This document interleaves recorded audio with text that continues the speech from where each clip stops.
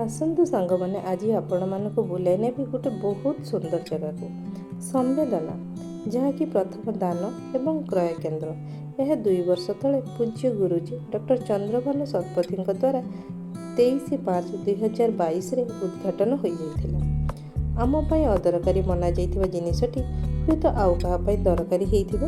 एहिभଳି एक महत् उद्देश्य को नहीं गढ़ी उठिथिला संवेदना केन्द्र, जहाँकि खूब सुंदर भावे theosophical society president doctor Deepa पाढ़ी द्वारा परिचालित। प्रत्येक जिनिस जहाँ आम पाखे अदरकारी हो पड़ी रही ताको एही केन्द्र में आम दान कले अन्य एक लोक धनी हो एवं गरीब लोकटी सुलभ मूल्य दे खुशी रे क्रय करिपारिबो एवं सी देइथिबा पुंजीटी चारिटी कामरे जेमितिकि गरीब को चिकित्सा हो, वृद्धाश्रम एवं अन्यान्य जनहित कार्य लागिबो। एठारे आपण मानकर अदरकारी पोशाक, लुगापोटा, जोता, बासन, बही, आसबाबपत्र जेमितिकि चेयर हो, पुराना ड्रेसिंग टेबल हो, जेकोसी घरर खट हो किंबा पुराना सोफा हो किंबा यांत्रिक वस्तु जेमितिकि ग्राइंडर हो, टीवी हो किंबा पुराना मोबाइल किंबा पुराना आयरन आदि को आपण दान करिपारिबे।